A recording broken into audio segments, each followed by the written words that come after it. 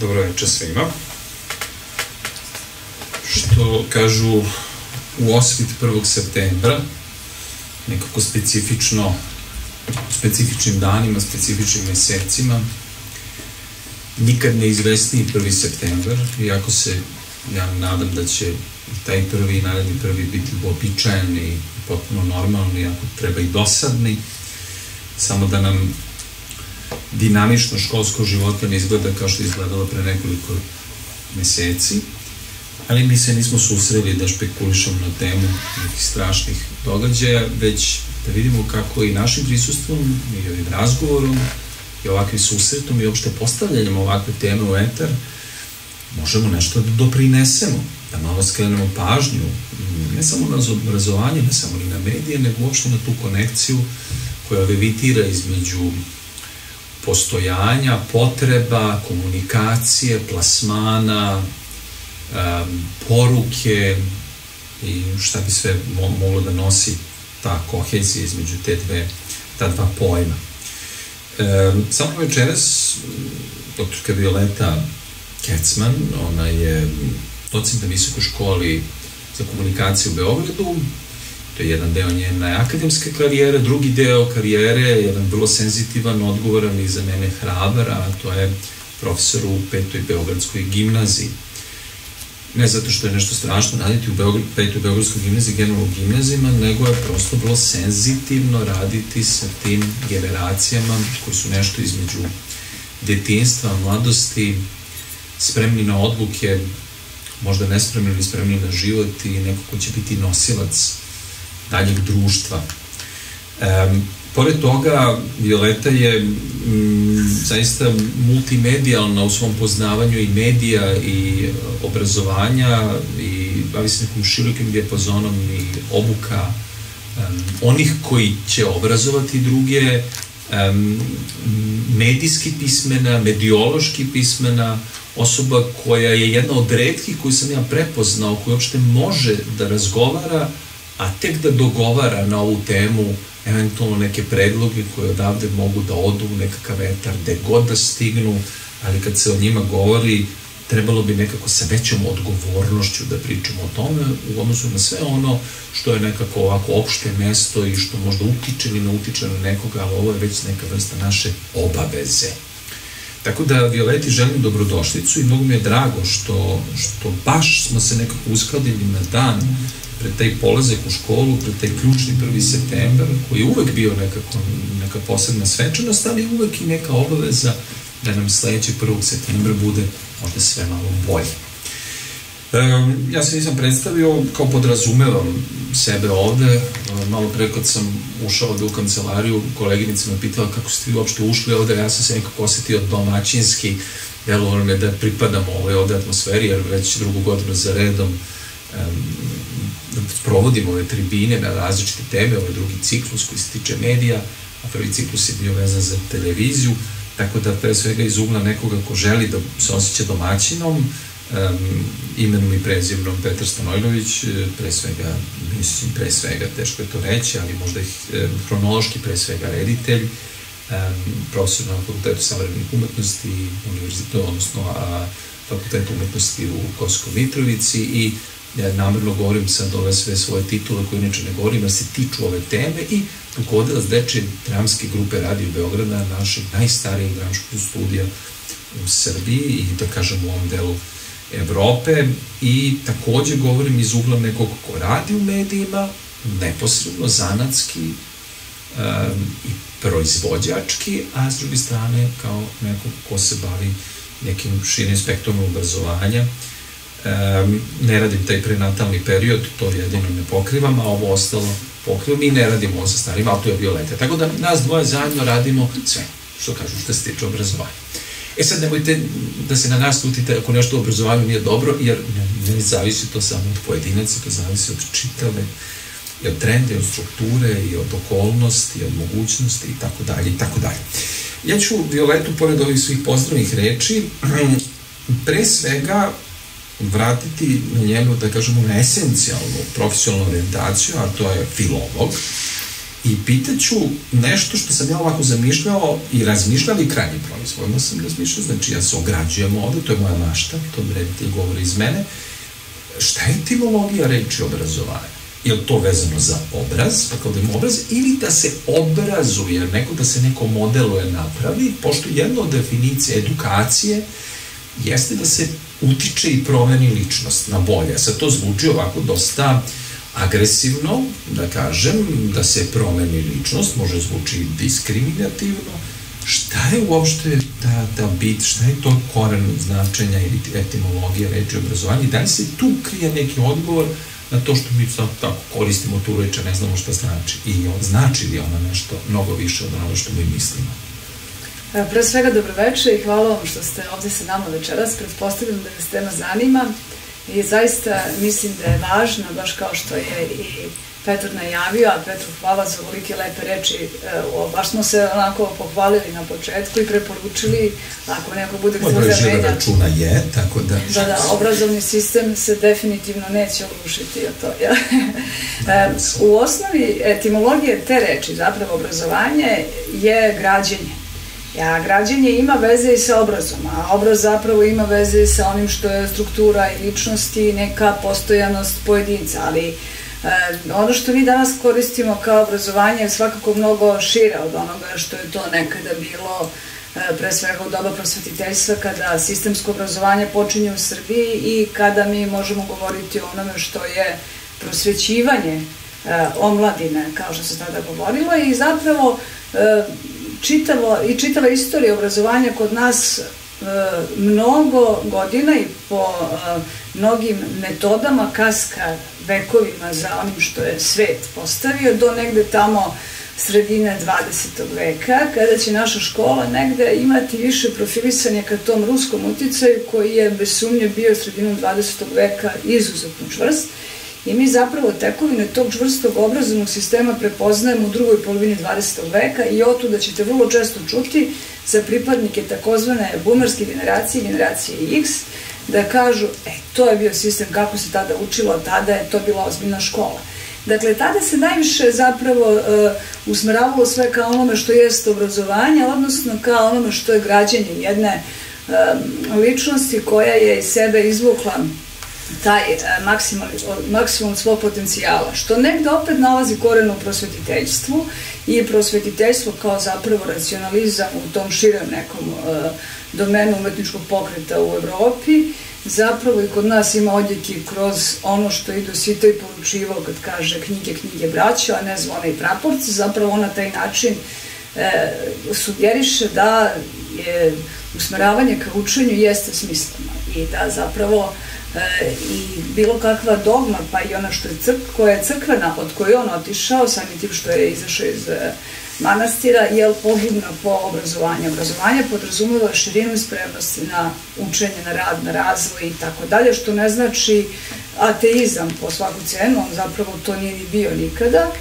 ali zapravo znači oslobađanje od svega što je okov dogme. Eto, to bi zapravo bilo to. Pa i Dostojevski, kad pominjemo okove, vi znate da je sahrana Dostojevskog bila obeležena tim okovima upravo u tom pokušaju da se društvo prozove time što će svi studenti njegovi i svi mladi intelektualci, odnosno on nije naravno bio predavač, ali mnogi studenti su ga gledali kao uzor u intelektualnom smislu, naročito oni koji su se bavili društvenim naukama, zapravo su sa okovima na nogama išli za tim sandukom i negde time poručivali da zapravo obrazovanje, građansko društvo koje tu za začetku treba da doživi svoje ozdravljenje kroz slobodu. I ta sloboda negde i širina vraća nas na antiku i obrazovanje zapravo ima svoj pravi temelj u kolevci civilizacije kakva je stara Grčka.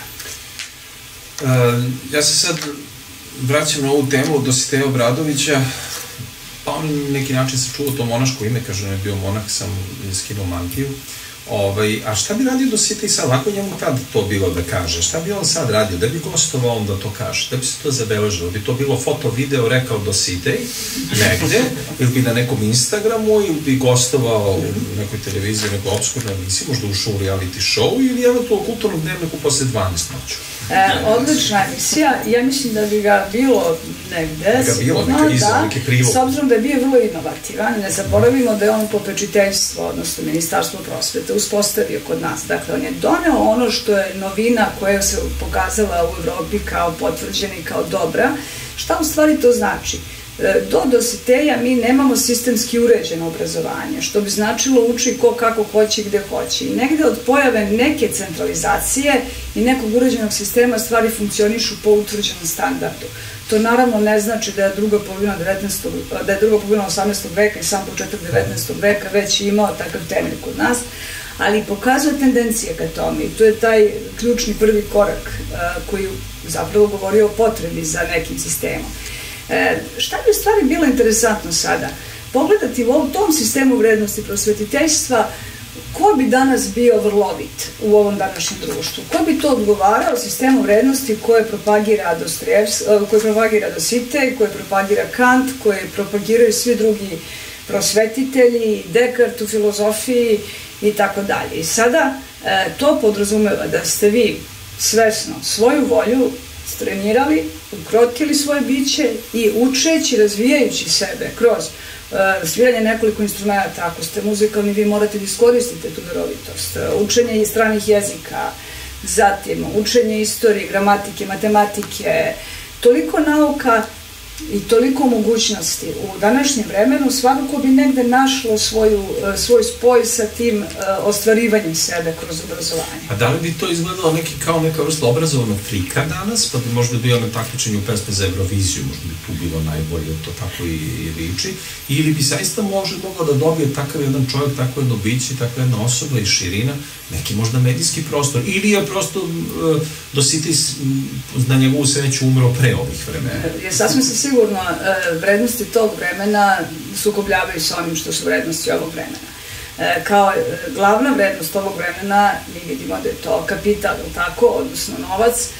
Vrednost tog vremena je znanje, vrlina, obrazovanje i ono, vi znate kako Kant postavlja stvari, on kaže da se čovek rađa kao prazan list hartije, tabula rasa, a zapravo učenjem i iskustvom postaje tabula picta i mi težimo tom učenju, sazrevanju kroz učenje i onome što Dekart posle definiše kao svoj cogito ergo sum, tako, mislim, dakle, postoji, a danas bi zapravo to značilo imam, posedujem, dakle, postojim. Imam na društvenim mrežama, imam kapital, imam novac, imam dobar auto, dakle, postojim. I vi ako pogledate sada tinejdžere naše i njihov omiljeni hobi u današnje vreme, a to je trčanje za automobilima, fotografisanje, snimanje skupih automobila, transporting, car spotting, tako je, znači praćenje takvih sada uzora koji se ne zasnivaju na identitetu pojedinca, oni u suštini ništa ne znaju o onome ko to vozi, oni samo znaju njegovo ime i to šta ima, koliko je dobar, dakle to je,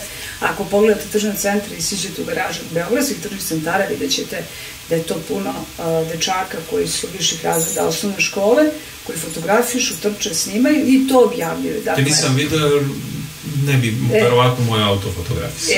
Ne kažem da nije vredan, ali nije baš toliko za tu vrstu fotografije. Šta je stvar prestiža postalo? Objaviti što više takvih snimaka koji potvrđuju da ste stigli na to mesto i da ste tako nešto videli. Dakle, koje je to iskustvo? Iskustvo divljenja moći kapitala. Ja moram da dodam to za te beogradske tržne centre, ti automobili su obično parkirani na mestu za trudnice i za invalide. Tačno. Najčešće tako. Tačno. Dobro, da ne odemo u taj defetizam, da nas neko ne otuži da smo na neki način već odustali od šanse da se nešto izborimo, da ne pomislimo da je sve najgore. Jedna zanimljivost koju od vajka da znam, pa sam na nju zaboravio, pa sam se sad ponovo podsjetio da je u nekom izvorišnom reču, grčkog izraza, grčke reči, grčkog pojma škola, u stvari negde osnovni prevod bio neka dokolica ili rekreacija, kao škola, kao dokolica rekreacija. Mnogi neće reći da im je škola definitivno ni rekreacija, ni dokolica, nego nešto kompleksno i komplikovano i mnogi će se na neki način buniti protiv toga, a govorim u sutrašnjem danu. Međutim, vraćam se na nešto drugo. Da li je uopšte obrazovanje iz ugla, ali uvek da držimo ovaj drugi deo ove naše teme, iz ugla današnjih poruka, današnjih medija, nešto što je obavezno ili nešto što je potrebno ili nešto što je, eto, tako nasleđeno.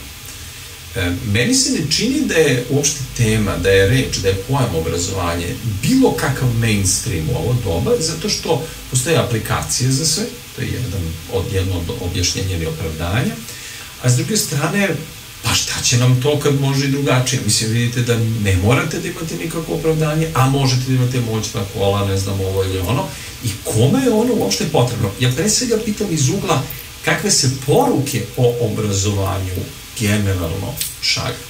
I ko će uopšte, osim nekog svog, da kažem, eto, neke svoje ko zna kakve kolektivno nesvesne želje imati potrebu hoću da se obrazujem, to je dobra stvar. Zašto ovo govorim? Ja sam to više puta govorio javno i izvinjavam se mojim roditeljima, baš sam ih onako žestoko prozivao i sad ću ponovno ih prozivam, to ne znači da nemam ljubavi prema njima, ali oni su baš iskreno mene lagali.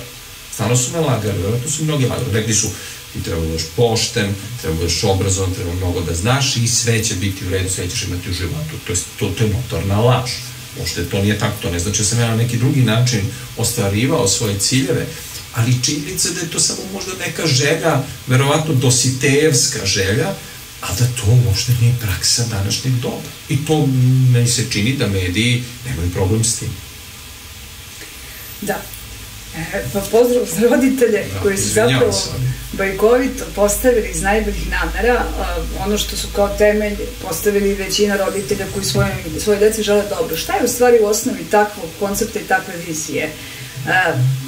To je zapravo onaj jungorski princip uverenja koji je zasnovan na mitu i na bajci i veri u put junaka bajke i jasnu podelu dobrog i zlog. Znači, vas su usmerili kao i mene, kao i većinu ovde ka tome da ako budeš dobro činio, ako se budeš trudio, ako budeš radio, ti ćeš biti uspešni i dobit ćeš nagradu za to.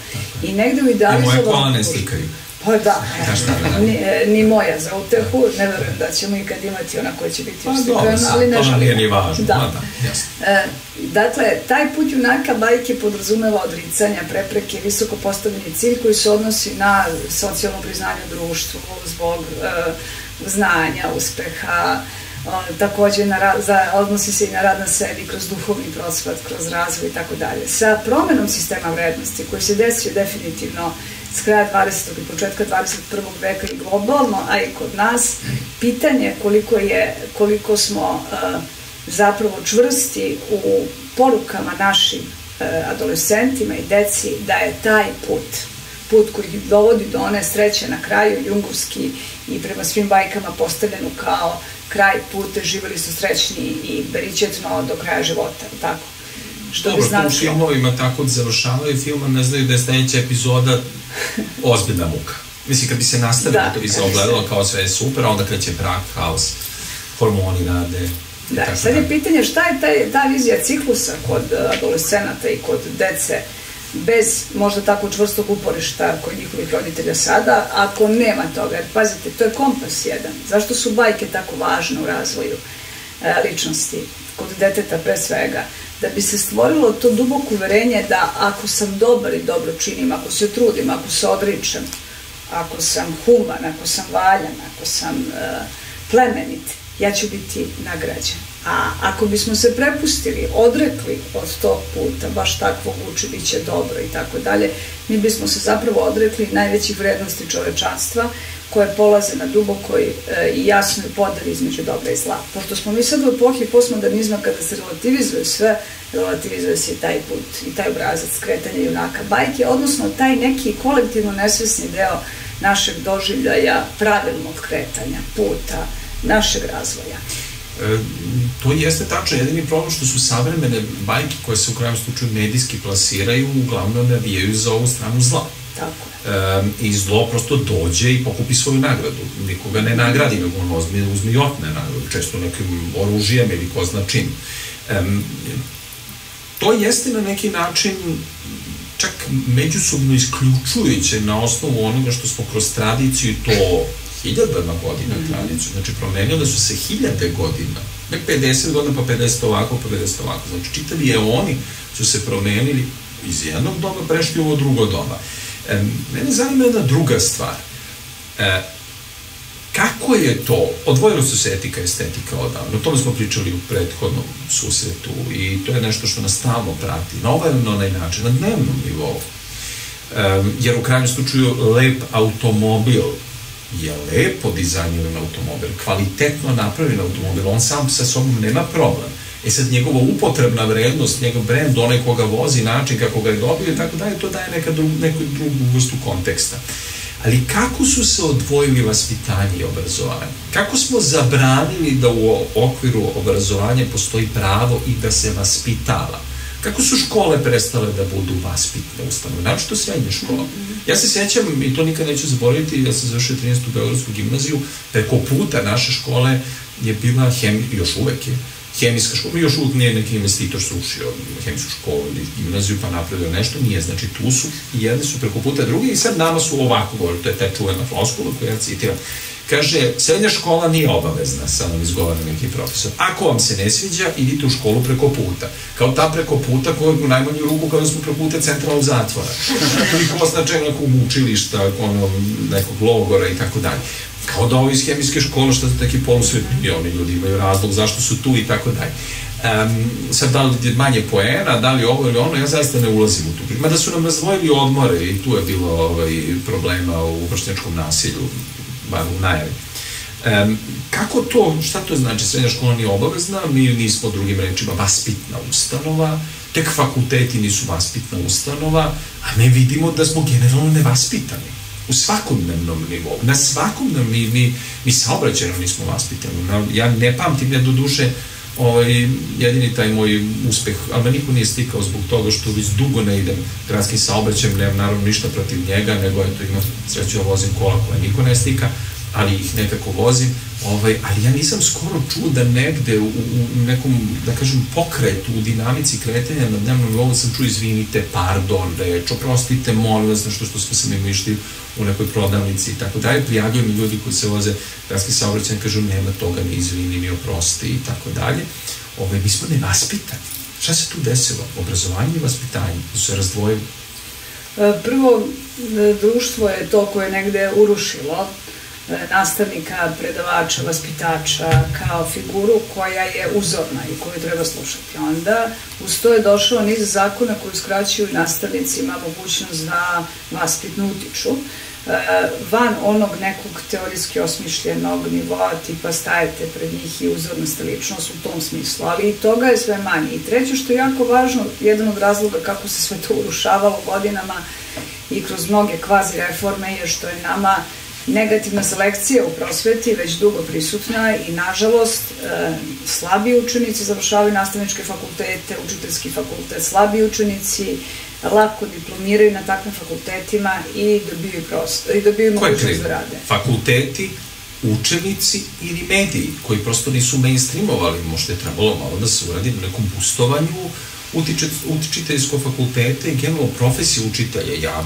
znam, čitajući, naravno, pratići tu tradicionalnu istoriju, da kažem, pojam učitelj u našoj književnosti, u našoj istoriji, u sećanju naših bližnjih, a pređašnjih je bio zaista na nivou Boga. To što je bio učitelj nekada, učitelj, u krajnjem slučaju imate popćera, popspira, pa kad hoće za učitelja da je u dadu i tako dalje. Dakle, na neki način, kako je sve to, zašto je sve to tako? Kad pričamo o Sremčevoj knjizi Popćiri Popspira, mi tu ne treba zaboravimo da se radi o epohi realizma i da imate zapravo to vreme kada su učitelj, sveštenik i lekar učeni ljudi. Jedini imate 3 zanimanja koje su prepoznate van onog poljoprivrednog sektora u srpskim zajednicama i to je već nešto sasvim jasno usmerilo. Dakle, ako ste popadija, dobro ćete živeti, doktoreva žena, imate mogućnost od infekcija, a opet učiteljeva žena imate stan koji je uz školu, nećete ni tu loše proći. Od tuda ćerke pop Ćire i pop Spire imaju negde po izboru svojih majki. Znači, baš sponzoruše neke u tome? Pa, nećemo reći sponzoruše, nego da su brakovi bili napred planirani, da je bilo proračuna, da prosto mladi ljudi nisu ni očekivali da će sami birati. I mogućnost izbora dobijate tek novo kasnije.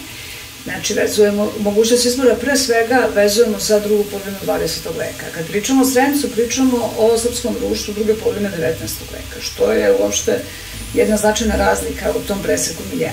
Sada, druga polovina 20. veka donosi mnogo više zanimanja kada je reč o našem prostoru i našem društvu ovde, u ovom mikrokosmosu zvanom Srbija, u tom ogromnom spektru novih zanimanja koji se preuzimaju i prema nekom globalnom modelu, naravno, stižu i kod nas, učitelj nije više toliko atraktivno zanimanje. Vi sad dobijate mogućnosti da jako dobro živite, ekonomski, da budete socijalno priznati, da imate određenu društvenu moć sa mnogim drugim zanimanjima. I što je sad interesantno, onda društvo, sistem i institucije polako spuštaju sada u toj ekonomskoj i socijalnoj poziciji samo zanimanje učitelja na niže grane i tendencije koje su vodile ka tome da se drugi izdižu, a ta struka pada, jako loš ekonomski status, niz zakone, pravilnika koji povećavaju prava dece, a ograničavaju prava zaposlenih u prosveti, istovremeno su zajedno uticali na sve ono što je zapravo današnji problem. A čemu to u stvari služi? Šta smo mi time dobili? Vidim da nam nije bolje.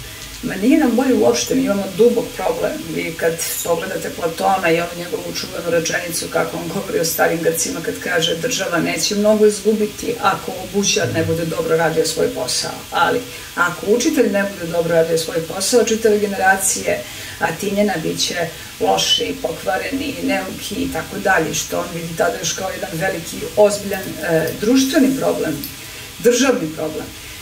Mi taj problem imamo već dugo i mislim da smo sve dublje u njemu i da se suštinski ništa ne rešava da se taj problem eliminiše. Drugo, i kad imate entuzijaste u prosveti, u tom sistemu, i kad imate one naprednije i bolje koji su kao dobri studenti, ambiciozni, senzibilisani za rad sa učenicima, ostvarali neke dobre rezultate, vi imate jednu tendenciju izjednačavanja takvih sa onima koji su upravo suprotni.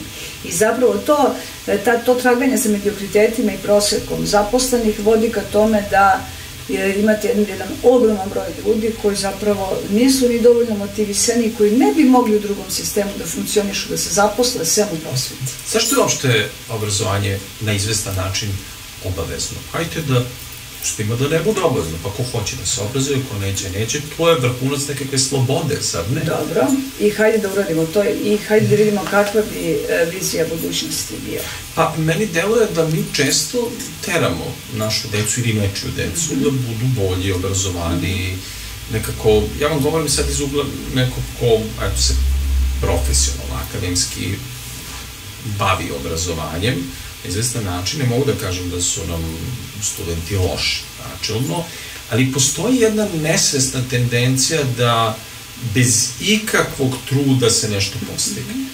I to često ide na nivo apsurda. Zaista na nivo apsurda koji na kraju možete da vam doskočite, ali ta potreba za time da tom apsurdu funkcionišete je opasna. Dajem primer. Student se pita zašto mora da dolazi na predavanje. Pa dobro, mislim, ajde da kažemo da ne mora. Onda se ja pitam kao profesor što ja moram da dolazim na predavanje. Pa ne moram ni ja. Onda ni oni ne dolazi, ja ne dolazim, ni šta onda. Zamislite kad dođete u tu situaciju da kažete, ajmo svima da podelimo, daj sad vi da vam poklonimo diplomu. Šta bi, kad bi taj eksperiment bio, to bi bilo zanimljivo, da li bi svi pristali na to ili bi u nekom trenutku bilo, čekaj, pa možda nije ovo zgodno da mi baš bude nekom poklonimo, to znamo sad svi. I zašto se u mediji, vraćamo se na medije, zašto se svi u mediji pozivaju na pamet? Niko ne kaže, ja ne znam ništa, sam glupa. Inače se Srbi ne žele na manje pameti. Ne kažu, ne, ja ništa, naprotiv, svi su mnogo pametni. Kako pa ta pamet dolazi iz nekog učenja, ali tako? Iz nekog čitanja, iz nekih knjiga i tako. Knjige to su davno prošlo vreme, to je nešto što je nekad bilo. Ali kako se to dogodilo? Jedan film Nikite Mihalkova, Sunčanica, da se glavni junak samo pita kako se ovo dogodilo, šta ćemo da ne, gde je kraj? Je kraj u apsurdu? Jesmo dotakli kraj? Je li sloboda učenika da uđe u učionicu, da uopšte ne ulazim iz kojih svojih unutrašnjih razloga i potreba, izrazi svoje komunikološke, verovatno, probleme time što će da pobije određeni broj učenika i tako dalje. Je to sloboda? Sloboda u nesprečavanju bilo čega? Meni deluje da je samo neke više sile drže ovaj svet, da kažem, mogućim. Inače, da sad bilo šta, bilo ko pokuša bilo gde, da bi to bilo moguće, da ga niko nije učene ne bi sprečio. A pre svega govorim u tom obrazovnom profilu. Ja mislim da se ne treba toliko prepuštati relativizaciji nečega što mora da bude apsolut. Znači, u tim mikrokosmičkim celinama, kakve su zajednice, zvane porodica, moraju da postoje čvrste pravila. Ovo sme, ovo ne sme, ovo je dobro, ovo nije dobro. Dobro je voleti ljude i poštovati ljudi, biti zahvalan, nije dobro ne prihvatiti različitosti i tako dalje. Znači, to je ta mikrocelina u kojoj se to savladava. A onda na makronivou to čini društvo kroz vaspitni sistem, u predškolskom obrazovanju i kasnije kroz sva 3 ciklusa obrazovanja, pa i naravno univerzitetskom gde je najmanje, tada već dolaze stariji adolescenti, gde se podrazumeva da su oni kao formirane ličnosti, ali još uvek nisu zapravo. To sazrevanje negde tek tamo sa 25 godina može negde da se čvršće definiše na nivou dominantne grupe. Šta bi zapravo to značilo? Ne treba se zavoditi time da je sve relativizovano. Sve ima tendenciju u današnje vreme da bude relativizovano, ali ne sme biti relativizovano. U vreme ovih takozvanih pseudoistina, u vreme tolike oluje informacija i različitih pristupa istoj priči, mi zapravo treba da pokušamo da budemo branitelji vrednosti. I kad kažem mi, ja tu zapravo mislim na sve nas, građane, koji smo svesni da je važno i da se tiče svih nas, da je ovaj prostor, ovo vreme koje nam je pripalo, ova zemlja, ova epoha, zapravo nešto prema čemu mi moramo biti odgovorni. Ali to mi zvuči kao kada bi rekli da svi mi treba da shvatimo da ova planeta nama dala život i da ne treba da bacamo đubre, ali nisam primetio da to tako se na neki način realizuje u stvarnosti. Svi bacaju đubre, misli svi, dobro deo. Ali ne treba da... I nema kazne. Da, ali to je drugo pitanje. Pitanje izostanka odgovornosti, pitanje funkcionisanja institucija, to je neki drugi nivo problema, jer ako bi institucije funkcionisale dovoljno, koliko bi trebalo da funkcioniš, onda bi svakako odgovornost bila veća. Vi ste mogli sada vidite, kad pominjete ove strašne događaje 3. maja i 2 dana kasnije, da su mnogi zavedeni čitavom pričom govorili, pominjali samo rečenicu, svi smo krivi. Da, ali to kad smo svi krivi, onda niko nije kriv. Tako, i upravo to. To je veliki to jest, i upravo to je to izbjegavanje. Odnosno, vi imate, većina tih ljudi je bila dobronamerna, ali ste ih mogli čuti u medijima da govore svi smo krivi, mi smo podbacili kao društvo, mi smo svi krivi, svi smo krivi. Stop. Ako idemo sa tom floskulom, svi smo krivi, to je premisa koja nas onemogućava da se suočimo sa odgovornošću. Nisu svi krivi. Mi smo svi krivi. Znači, ne može svaki pojedinac, ali ako posmatramo društvu da je nešto trulo u državi dansko, tako što bi Šekspir rekao, nešto nedostaje, nešto treba, to definitivno. Ali postoji ogroman broj veoma osvešćenih i mladih ljudi sada, mi pričamo o adolescentima kako je njima, u srednjoškolcima sada, mnogi od njih vrlo jasnu kritičku procenu cele situacije koja se događala i koja sada čeka njih na početku školske godine imaju. Tako da ja ne bih tako globalizovala, dizala lako ruke od onoga što mi možemo pričati o nekom dominantnom trendu u jednom periodu, ali u suštini i dalje postoje vrednosti koje su osvešćene kod većine porodice. I sad šta je problem? U digitalnoj eri, nažalost, najbučniji su oni koji su sa stavom bučnosti, sa stavom javnog govorenja, a ne znači da su dominantna grupa. Prosto su takvi. Nećete uglavnom, kako kaže Andrić, i dođe tako nemirna vremena kad pametni zaćuta, a budale progovore. A fukare se obogati. I fukare se obogati, to se podrazumeva, da ne idem dalje u one automobile koje nas dvoje nećemo sigurno voziti, ali ne bi bilo loše da zaradimo od obrazovanja za njih. To bi bilo zaista. Da kad bismo mi mogli da zaradimo od obrazovanja, tako, onda bi sasvim sigurno veliki broj tih mladih ljudi, a pre svega dece, koje još uvek nisu svesna šta je šta u svemu, izabralo da se bavi učenjem. i da radi. Da, onda bi učitelj kao bio kultiv, to bi bilo zanimljivo. Da, i onda bi neko želeo da bude učitelj. Da, to je baš interesantno. Da, ali reći ću vam nešto što je vrlo tužan podatak. Nama na ekskurzijama u inostranstvu, na ekskurziju u inostranstvu koje su uobičajene u 4. razredu gimnazije, uglavnom u velikom broju ne idu deca prosvetnih radnika. Zašto? Zato što su preskupe. Stvarno? Ajoj, kakva informacija strašna. To je strašna informacija, to vam dovoljno govori. O, da. Jer ekskurzija jedna u 4. razredu košta i o proseku u beogradskim gimnazijama za nekih 7-8 dana od 65 do 75.000 dinara. Znači, Turska all inclusive. Mislim, zamena. Recimo. Znači, naše porodice u kojima su prosvetni radnici, roditelji to ne mogu lako da izdrže. I to vam dovoljno govori. I sad, kad imate tu vršnjake, te iste dece koje su četvrtaci, koji biraju svoje buduće zanimanje, oni se odmah pokreću ka nečemu što je pragmatično. Da. Uglavnom fon, ekonomija, što naravno ne treba da negiramo elektrotehnika, tako je, ali to je prosto potvrdilo ekonomsku moć i to je osnovni put. Patrijarh srpski gospodin Porfirije je neuobičajeno, zamislite koliko se mi sad plašimo 1. septembra, nečega čemu smo se radovali, mada ne svi mi vozači se nismo mnogo radovali 1. septembra, počinju gužve, ali neka, na polužu naroda srpskog, je izgovorio jednu poslanicu đacima, vrlo zanimljivo, prvi put sam to video, i ja ću pokušati da napravim esenciju onoga što je on rekao, što je on primarno poručio, što je vrlo indikativno, da je od znanja važnija vrlina. Nije negirao, naravno, potrebu znanja, to se podrazumeva i tako dalje, i iznad toga je vrlina.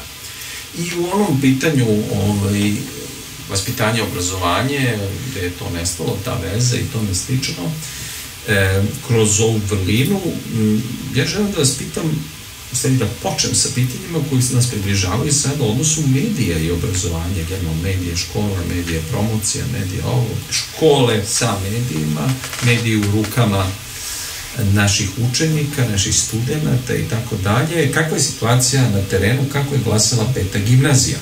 Šta se dešava u učionicama? Dajte nam neki spojam nešto. Šta je na terenu? Šta se dešava sad, aktuelno? Jel su oni zaista opčinjeni ekranima, jel to propalo, jel su oni u aplikacijama, jel su oni među influencerima, jel su oni dekoncentrisani, jel mobilni telefon najgora stvar koja se desila? Ja postavljam pitanje kao jedan novinar sa televizije, tako zvučio sam sebi. Oluja pitanja, da krenem sad od patrijarha. Kao da sam krenuo da odam u teoriju zavere, da ubacim Tita i ekipu.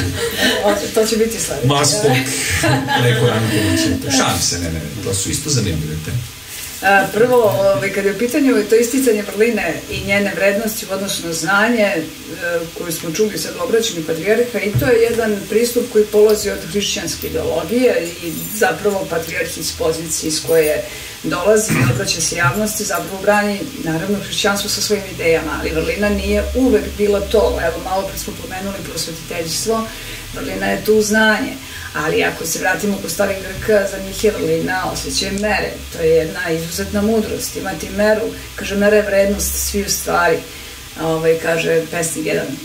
Ali patrijarh upućuje na drugarstvo, na druženje, na poštenje, na to da je to škola. Vrlina kao arete, ono što stari Grci iznose, ima neki bazični nivo koji se vezuje za hrabrost, recimo, za slavu, koju oni kroz sport, ali i kroz pisanje tragedije, na primjer, i takmičenja dostižu, a opet kasnije, kroz različite epohe, ona ima svoju drugu ruku. U hrišćanskoj ideologiji to jeste ljubav i dobrote i to je to polazište sa kojeg se obraća patrijarh. Sad kad pričamo o stanju u učionicama, 5. gimnazija je škola u kojoj su još uvek deca iz porodica koji imaju čvrst sistem vrednosti u većini slučajeva i tu se porodice i škola nalaze negde na istom putu i tu sam ishod nije uopšte loš. I takav je slučaj sa većinom gimnazije. Međutim, sam ovaj moj pristup govori o tome da mi imamo jednu vrlo jasnu podelu u društvu. Elitistički prema onome što je sad jedna grupa ljudi koja može negde da se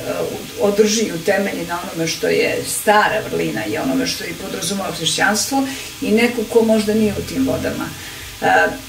Suština je da su svi adolescenti danas sa slabijom pažnjom nego što su bili adolescenti pre 20 godina, 30, da govorim 50 i 60, zbog toga što je način na koji usvajaju informacije drugačiji. Dakle, neurološke izmene su došle, se izmenio, jer su informacije brze, dolaze elektronskim putem i čovek ima moć. Revolucionaran moment u istoriji kada se demokratija za pojedince sigurno dovelo do maksimuma i lične slobode je pronalazak daljinskog za TV, jel tako? Ali i samim tim u tom istom smeru personalizaciji medijskih sadržaja ide i taj screenshot i multiscreening i pomeranje sadržaja i biranje, multitasking i sad znači više toga ću da istovremeno gledam i birat ću kada ću da stanem i šta ću da preskočim. I to je nešto što je dobro s jedne strane, ali neurološki gledano vi ste zapravo svoj navikli na selekciju i na kratke sadržaje koji vam odgovaraju. Šta sada kada ne odgovaraju? I šta ćemo na 45 minuta? Sad to je interesantno. Otkud 45 minuta u strukturi časa? I kako ovi izdrže sad ovi novi? Ne radi se više uopšte tu na računanje pažnje. Pažnja od 45 minuta se više ne podrazumeva. Dakle, 15 minuta podrazumelo se da je taj uvodni završni deo kada je malo pažnja slabija. Pik koncentracije bi bio negde između 15. i 25. minuta. To je dokazano naučno. Međutim, ja u ovom trenutku ne raspolažem i ne znam da je uopšte rađeno istraživanjima koji se bave pažnjom na većem broju učenika, ispitanika, kada zapravo oni padaju sa pažnjom, šta mogu da uhvata, šta negde proleti kao informacija.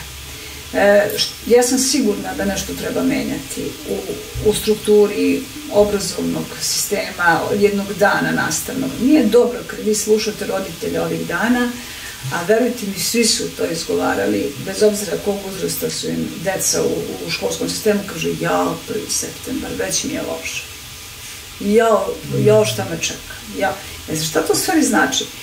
Roditelji su preuzeli u značajnoj ulozi ono što bi škola trebalo da radi. Mnogo je sati sedenja u školi kod učenika, mnogi učenici imaju paralelno privatnu nastavu. Sve to stvara jednu tenziju, loše raspoloženje, loše emocije u školi i jedno razbijanje mogućnosti da i to malo nekog vremena u kući bude kvalitetno vreme koje se provodi sa ostalim članovima porodice, gde se govori između ostalog o vrednostima i tako dalje. Zašto toliko privatnih časova, recimo? Da li je problem, da li je kvalitet nastave u redovnoj školi slab ili oni više, a ja mislim da je pre ovo drugo, ne mogu da izdrže da pažljivo prate 45 minuta puta 6-7 časova u grupi od prosečno 30 učenika, gde se jedan nastavnik frontalno obraća. I to je ozbiljan problem.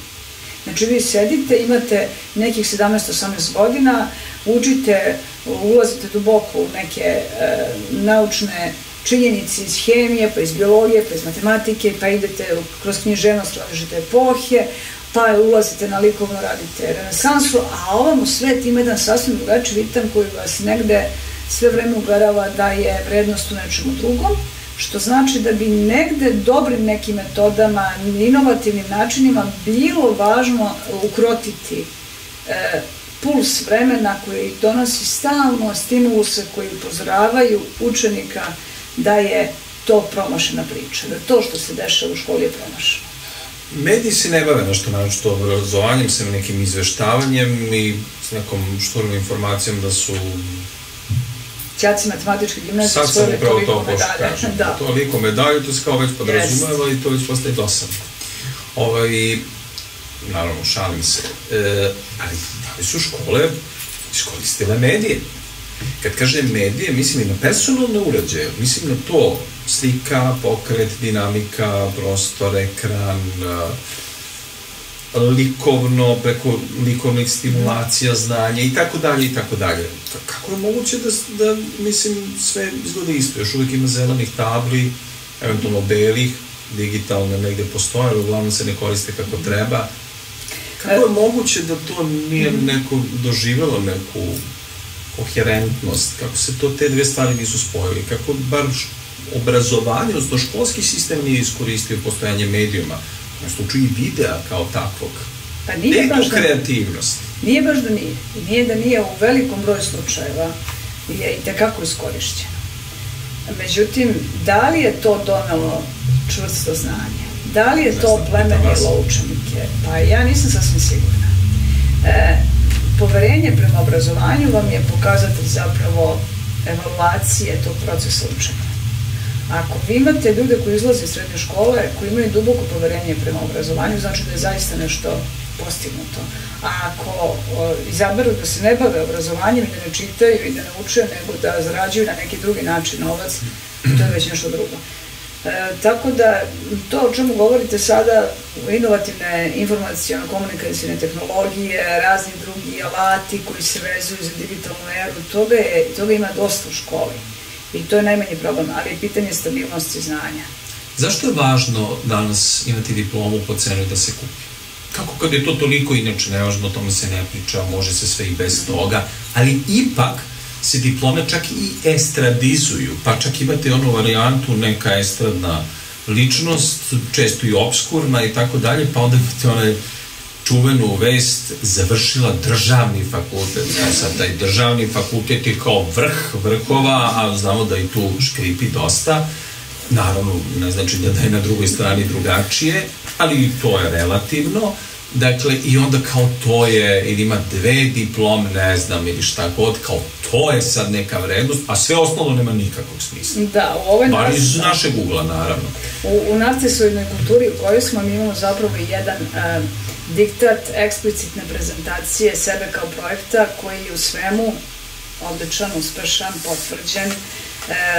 I to je zapravo oluja informacija koje se odnose na to što polaze od pojedinca, na ideju mladosti, dobre garderobe, dobrog letovanja, dobrog zimovanja, naravno skupi, to dobro znači skupo i u osnovu stoje taj neko je stigao da se reprodukuje, tu se podrazumava i reprodukcija, imate projekat dete, onda pritom skidali kilograme, odmah posle trudnoće. Sad da je to muž ili nije? Jeste, ali to sve, taj ceo paket funkcioniše, u tom paketu je i ta diploma dobar ukras. Znači, to je jedan ceo paket... Kao petuja, da volim kluziv. Jeste, i to je to. I vi ste u stvari u tom smislu prihvatili. Tu sada mediji imaju značajnu ulogu, zapravo društveni mediji pre svega favorizuju celu priču. Ali nismo pomenuli ovde... Psa niste pomenuli, ali nećemo se... Psa obavezno i to nikako da je udomljen pas kome je bila potrebna zaštita i porodice neka, nego samo sa pedigreom, naravno. Nismo pomenuli čuvare kapije koji su jako važni tu u obrazovanju i medijima. Dakle, one koji zapravo obavljaju ulogu urednika i neke etički utvrđene smernice uređivačke politike. I vi sada u tolikom prilivu medijskih sadržaja koji polaze od te slobode da svako tako predstavi ono što želi, što je kreirao, vi zapravo nemate tu jasnu, ono što se nekada zvalo, tako, urednik ili uređivačka kapija, odnosno ono što je prostor koji je filter za ono što će izaći u javnost, u tu javnu sferu izlazi sve živo. Otud da ste imali i prenose nasilja pa i ubistva u medijima pre nepunih mesec dana, otud da su tolike objave bile i koje su podržavale ono što je kod svih nas u majskim tragedijama bilo zastrašujuće. Dakle, ne postoji neko ko stavlja kapu i kaže stop, ovo ne sme da ide s polja, nego je sad u 1 metru sve. U tom smislu mediji utiču, obrazuju one mlade, decu, koje su ti isti sadržaji dostupni, a koji zapravo usvajajući nemaju jasnu podelu na ono što je dobro i ono što je zlo. I vraćamo se opet na ono Jungovo i na kolektivno nesvesno, zašto je bajka tako važna i zašto je i dobro što su vam roditelji govorili uči i bit ćeš nagrađen, budi dobar, odriči se. Neka znaju da smo njih pohvalili. Tako je. I u tom sad znači ključu, kad posmatramo i patrijarhove reči, to naravno ima mnogo veću smislenost. Znači, vrlina je tu u ljubavi i polazi od toga. Nikad neću zaboraviti jedne situacije pre nekoliko godina kad je profesor Filološkog fakulteta Rajna Veljićević održao jednu besedu svojim diplomcima, koliko se sećam, ja sad ispada da parafraziram informaciju, o tome da se ne rukovodi idejom starleta, estrade, da se protive tome, onda je jedna popularna, trenutno aktualna pevačica, pa ste ne smijem da je pomenem ime, nije da neću, nego plašim se tužbe, pravo da vam kažem, zamislite vi dokle smo mi došli. i ovo je indikativno, ovo govorim baš zato što je indikativno kao ova tema, ona je napisala nešto, čak i ona bila zanimljiva i komunista neki, to je baš ovako, jedan zanimljiv protivprirodni blud, i ona je napisala, zaključujući što je Ajna rekla, da ona, pa čak mislim da je koristila termine seksualno isfrustrirana, dobro, ona daje dijagnoze i tako da. I zamislite tu poziciju u kojoj ste vi u stvari na neki način degradirani, vi ste diskriminisani, intelekt kao takav, pa obrazovanje kao takvo, pa stav, pa u krajnjem slučaju kultura koju nosite sa sobom je deo nekakve diskriminacije. Sad svaki neki ko zna kakav čovek, ako je čovek i tako dalje, može da briše patos vama i to medijski javno, a da vi u stvari ne možete ništa da izgovorite, ne možete da odgovorite. Ja nikad neću zaboraviti i one pospredne reakcije određenog dela javnosti, uglavnom neke političke javnosti koje su tako neke strašne, vulgarne stvari prinosili na ime patrijarha Pavla i tako dalje. Znači, postoji čitava jedna tendencija da jedna sila napada neki viši kvalitet, da je to jedna opšta, narodski rečeno, sprdnja sa ljudima koji su, kažem, u nekoj drugoj intelektualnoj lestvici. Da li obrazovanje treba da, generalno obrazovni sistem i ljudi, imena i prezimena koje rade u tome, da li treba da se plaše ove javnosti, ove medijske slike u kojima su oni samo neka usputna informacija ili ne bože neka loša informacija i kako uopšte da se dođe do medija? Kako obrazovanje može da postane mainstream? Šta bi vi radili da ste sad dobijete mesto nekog glavnog urednika obrazovnog, ne znam, programa i tako da, šta bi promenili? Bi mogli nešto da promenili? Bi mogli da popularizujemo kvalitet? To je dosta, jedan lep niz pitanja, Petre. Šta bi radite? Ovo poslednje je bilo vrhunsko, onako, da, i najteže. Mislim da bih sasvim obrnula postavku stvari kada bih imala mogućnost i moć, jer to je ogromna mogućnost i ogromna moć i koju treba osvestiti. I raditi na takvim nekim važnim projektima značilo bi pre svega poći od toga koje medije naši adolescenti i deca prate, koje medijske sadržaje. Šta kaže učionica? I šta kaže učionica? Učionica kaže da oni vrlo malo gledaju televiziju, radio retko slušaju, podcaste nešto češće slušaju, ali zapravo prate i tekako TikTok, znači društvene mreže prate, YouTube prate i u tom smislu TikTok i YouTube recimo kod naših gimnazijalaca i Instagram kao društvene mreže drže primat. I informacije koje dolaze na taj način su za njih prijemčive. I sad ja recimo imam situaciju, izdavačka kuća Clio je objavila sada moju knjigu Medijska pismenost i kritičko mišljenje, na koju vas i sve pozivam 13. septembra u Kulturni centar Beograd u galeriju Arket. Dakle, pitam svoje učenike kako biste vi promovisali knjigu o medijima? Pitam ih baš na času jezik, medij i kultura gde se oni bave time. Kako biste organizovali promovisanje u medijima? I oni su svi sigurni da bi to uradili preko Instagrama. I šta bi uradili? I ja pitam šta biste uradili? Kaže nešto brzo, kratko. Sad ja pitam njih... Nešto vi na plaži čitate vašu knjigu. Ne, knjiga koja se brzo pomera. Brzo pomeranje knjige. Brzo, zato bi bilo interesantno. Kaže, brzo pomeranje knjige. To je bila njihova ideja. Šta opet interesantno? To nam opet mnogo govori o njima. Znači, to je ta potreba za promena slike. I ja sam zaista razmišljala o tome koliko je to u stvari iskreno bilo, a oni na taj način percipiraju. Znači, verovatno neko brzo pomera, uzima knjigu s jedne komile, to jeste i sad. I rekao, dobro, u redu, ajmo se da vidimo koji bih se ja ciljnoj grupi obratila. Zašto biram, jer ako ne razumeju to, onda ne razumeju suštinu funkcionisanja medija. Dakle, uvek je pošiljalac medijske poruke neko ko razmišlja onome ko tu medijsku poruku prima. I tu je sad interesantno još uvek što znači zapravo da oni nisu dovoljno medijski pismeni koliko bismo mi želeli. Oni znaju da bi to stiglo do njihove vršnjačke grupe, ali da li je ta vršnjačka grupa kupac te iste knjige koje je proizvod? Da li je čitalac te iste knjige? Razumete? Znači to je sad drugi neki nivo, gde oni težeći tom ekonomskom profitu, težeći masovnosti, još uvek nisu došli do onih drugih interesnih sfera. I to vas onda dovodi do zaključka zašto ne prepoznaju tako lako populizam u političkom marketingu i zašto ne razumeju tako lako poruke koje se odnose na bilo kakvo obraćanje od političara. Jer oni, ja sam jedno istraživanje radila i baš pratila pesmu Sistem te laže, na koji način je percipiraju Beogradski sindikat. I sada, to je interesantno, u nekoj objavi u vreme kada je ta pesma izašla, objavi tadašnjeg premijera, današnjeg predsjednika, objava koja je izašla na Twitteru, oni tumače to kao objava koju je subjekat, baš premijer, poslao.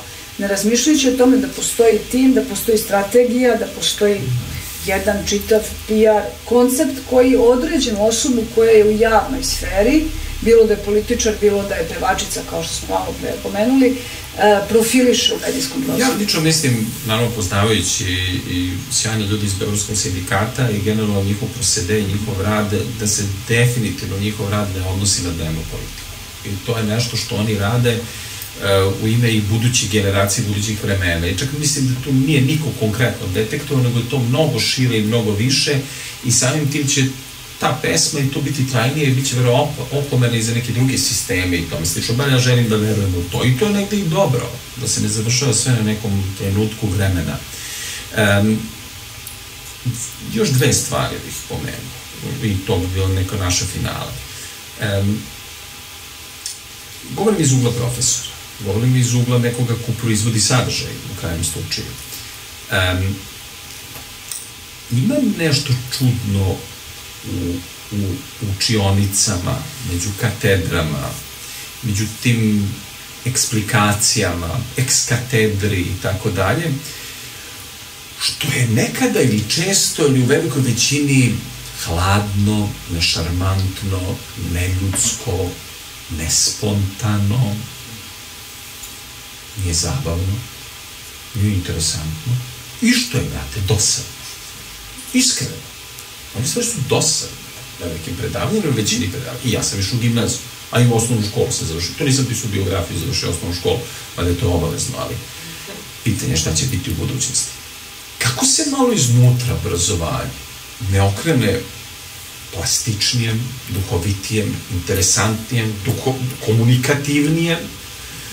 Radio sam jednu seriju u kojoj je jedna jedina napravljena po sistemu edukacije kroz zabavu. To je vrlo zanimljivo, jedan program Ujedinjenih nacija, vezan za to, se kasnije nije proizvodilo ništa slično tog tipa. I ja nekako tu vidim ključ. Sad, naravno, ja kao predavač, kao profesor, pokušavam svoje studente pre svega da nasmejem, onda da im stvari učinim interesantnim, a važim za vrlo autoritarnog i vrlo strogog. I to često kažu da profesori i organi reda su po prirodi stvari sadisti, ja ne želim sebe da kao oni su legitimisani, oni mogu da budu sadisti, oni imaju dozvolu za sadizam, zaista sebe ne doživljam na taj način, ali nekako zašto ne učinimo kretanje kroz naše katedre, učionice, klupe i ostalo, isto onako interesantnim, čudnovatim, zanimljivim i posebnim, kao što kad neko prelazi iz mesta A u mesto B peške, pa lepo krene tamo recimo ka toaletu, a neko parkurom to uradi, pa skoči ovdje, znate šta je parkurom, skoči ovdje, ali on se kreće, interesantan način, sad možda može se povredi, ali to su, kažu, profesionalci. Zašto malo ne budemo out of box? Znaš, gde je šarm? Gde je to? Gde je malo ta motivacija? Gde su ti zanimljivi ljudi? Gde je društvo mrtvih pesnika? Gde je profesor Kosta Vujić? Gde su ti zanimljivi ljudi? Ima ih u školama, uopšte se ne treba zaboravati time da ih nema, ima ih. Međutim, kao što danas nemate... Zašto se o njima ne priča? Pa priča se, ali u principu oni nisu toliko atraktivni medijski danas, jer oni ne nose senzacionalizam. Sjećate se da je jedan bivši kriminalac bio, isto nas ne dopomenem ime, mi smo intelektualci, plašimo se, mi se bavimo obrazovanjem i ne volim tu drskost, a ta drskost bi nas pomenula, ja bi ja bio isfrustriran na neki način, nemam ta Nikola Dobra kako ovi imaju. On je bio u školi, kaže, bio glavna zvezda, pa je bila ona afera, da li on snimao spot, nije snimao spot, čak, ne mislim da je to čak bila namera tog čoveka da sad pravi neke afere, uopšte ne ulazim u to, niti ću nikoga da upirem prstom na taj način, niti nekom da sudim, ali prosto su se okolnosti tako desile. Gde su ljudi koji su interesantni? Je li do njih, do sistema? Možda treba da bude borba da krene iz učionice? Hoću da budem vidljiv. Ovi moji gledaju TikTok, hajde ja da budem na TikToku pa da pričam, hajde Dostojevskog da stavimo na TikTok. Pitanje je da li žele da budu na taj način vidljivi. Ima izuzetnih pojedinaca i izuzetnih časova. U Srbiji, u različitim školama, verujte mi, radim mnogo sa nastavnicima u celoj Srbiji, od samog severa do juga Srbije, držeći obuke nastavnicima za stručno savršavanje. Pa gde su ti ljudi kada je bila online nastava? Mi smo se baš smejali. Pa pazite. Mi su bilo duhovito kako je bilo strašno. Da, ali imate veliki broj nas koji smo odbili da snimamo te časove. Kako je zanimljivo? Pa da. Samo kreiranje takvog sadržaja pod takvim uslovima, očekivanjima i tako dalje vas dovodi u jedan vrlo jasan kliša, ako razumete medije, vi onda znate da nešto... Razumemo, to je neka okolnost koja je vanredna. Ne mora da bude tako i ne morate pristati na sve. Prosto ja recimo nisam htjela da pristanem na to, pošto mi je bilo veoma žao kolege koji je izvodio fiskulturne vežbe pred tablom, od sveg srca, iskreno. Sad dobro, to je bilo šarmantno. Da, jako šarmantno i tužno zašto su se posmevali učenici. Čovek radi vežba. Zato što je nekako neočekivano na to mesto na taj način, uz tu tablu i tako. I onda je bilo je zabavno, eto, to vam je neka zamena za parkour koji ste malo upred pomenuli.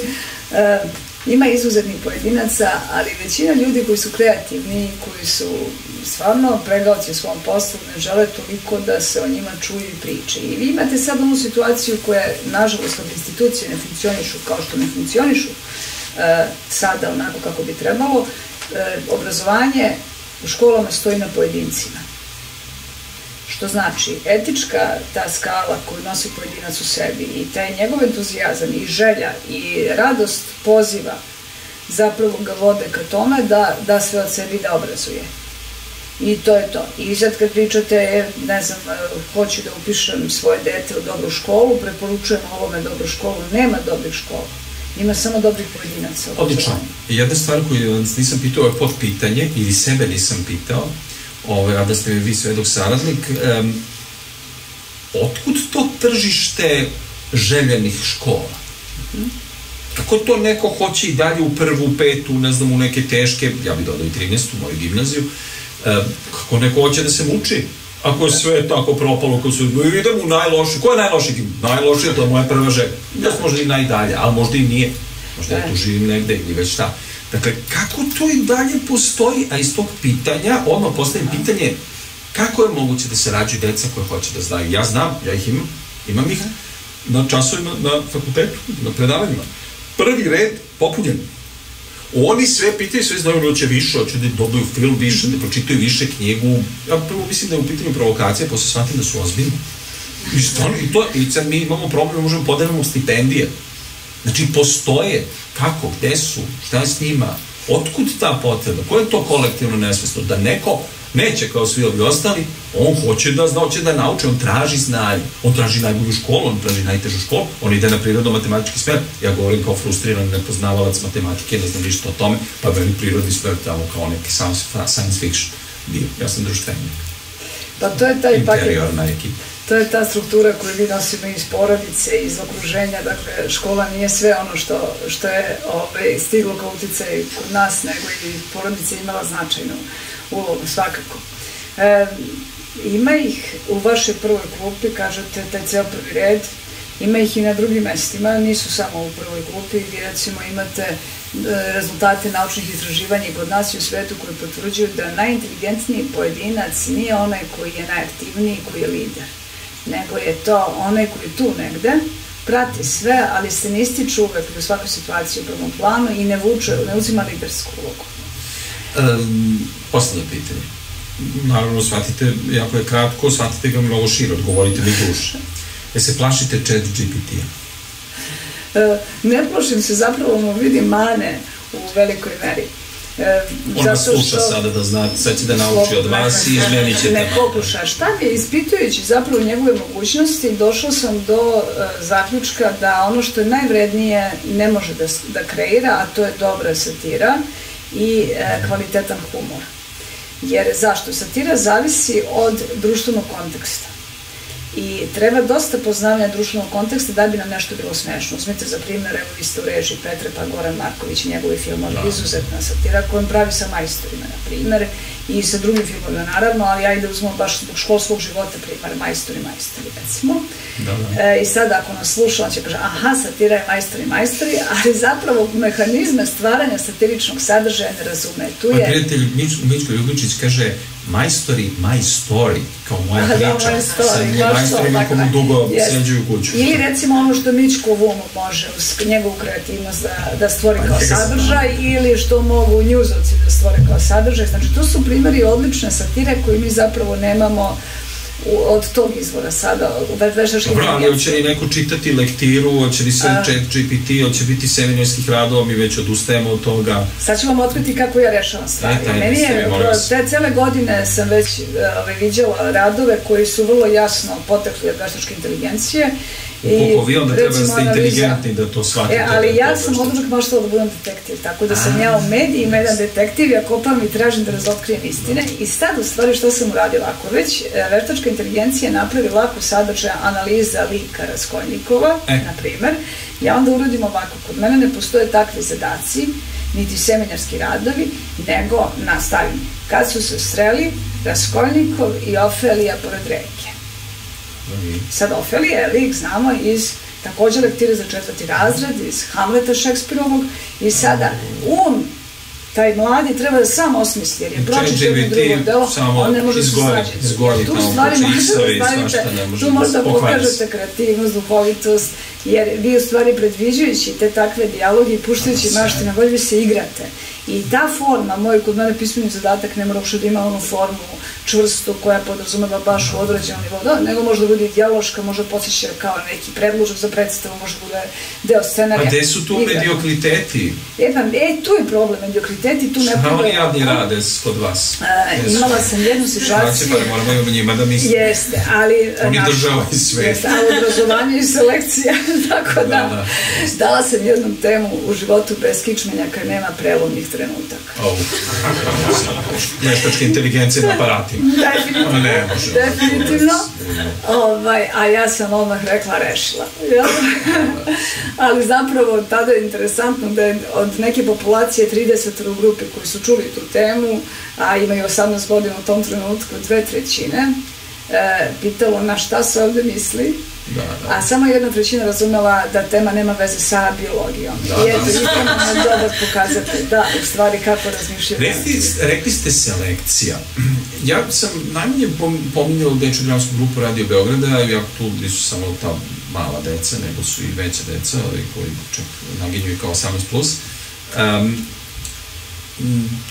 To jeste jedna elitna struktura koja je praktično pod pokroviteljstvom RTS-a i gde se pre svega stvaraju i postoje i dolaze deca koji su primarno kreativne, esencijalnu želju za kreativnošću i svesno i nesvesno oni to razvijaju i to je zaista jedan onako mali unutrašnji krug koji je vrlo specifičan i sklon različitom eksperimentu.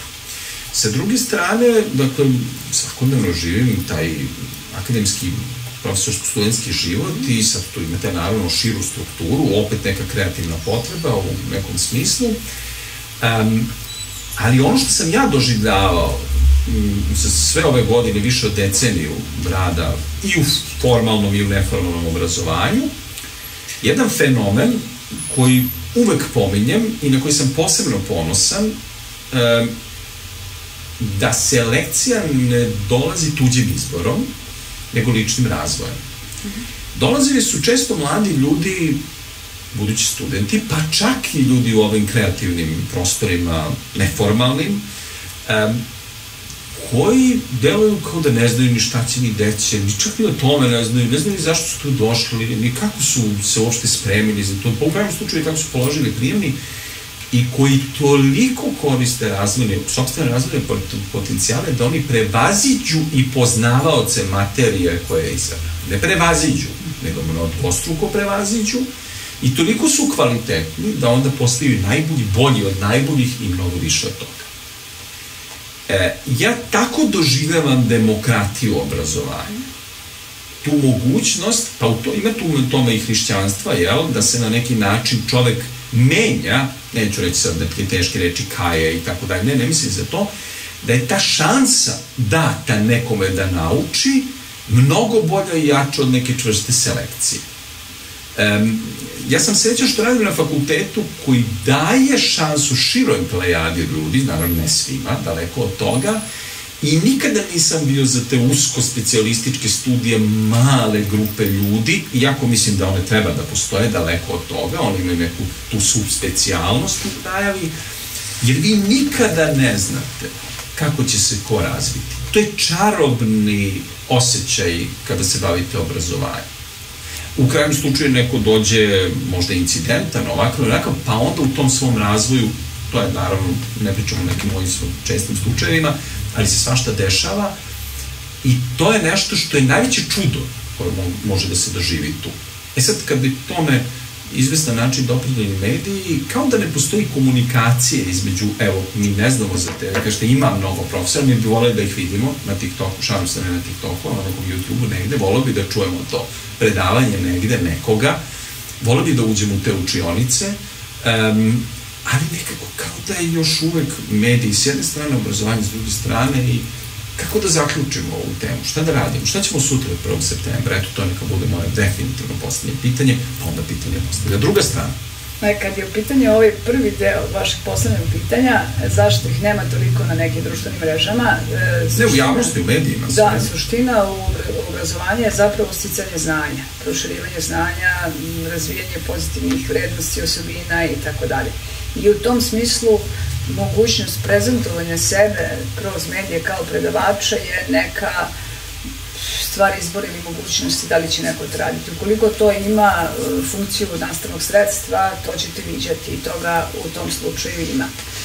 A ovo poslednje, šta ćemo sutra će se desiti konačno početak školske godine i ključni problem koji se dešava u poslednjem periodu je što su to učenici koji 3 meseca zapravo nisu imali takva okupljanja, odeljenska okupljanja i koja 3 meseca nisu imali obavezu učenja i strukture dana koje počinju od sutra. I to je nešto što je potencijalno veliki problem. Pa dobro, bio je neki period kada su se vratili ka tome, ali ako pogledamo recimo neku generaciju sutrašnjih prvaka koji će sutra započeti svoju...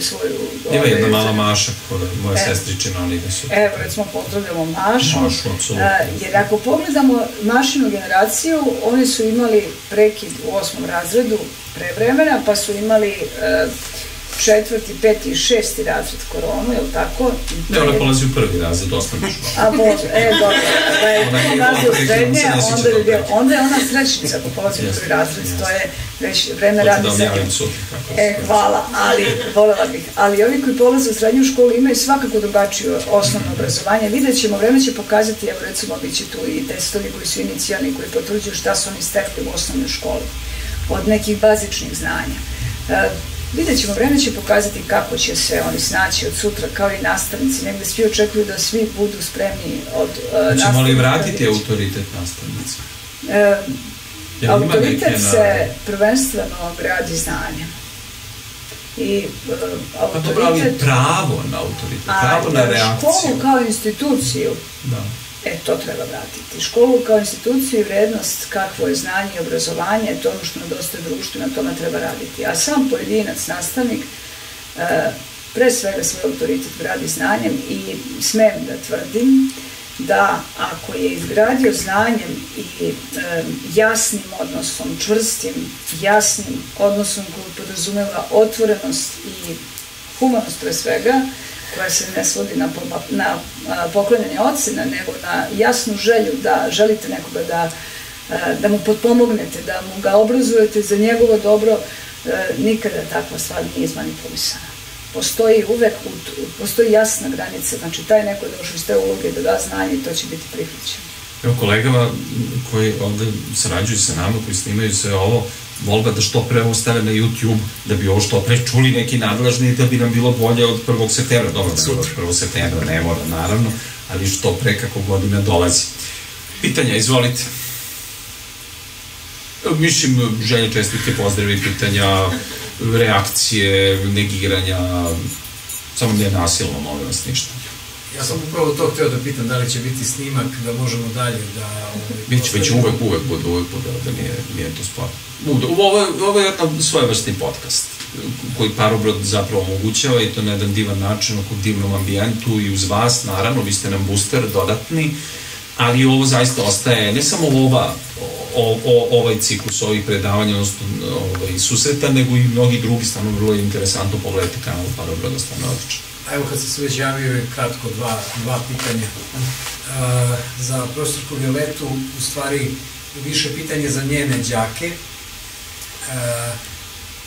Ne očekujemo odgovor sada, ali kao što je ona postavila pitanje svojim đacima kako bi promovisali njenu knjigu, ja bih volio da im postavim pitanje kako bi promovisali jednu pozorišnu predstavu danas, šta je to što njih, šta bi to privuklo njih da dođu da pogledaju jednu pozorišnu predstavu i kako bi promovisali večerašnji događaj. Zato što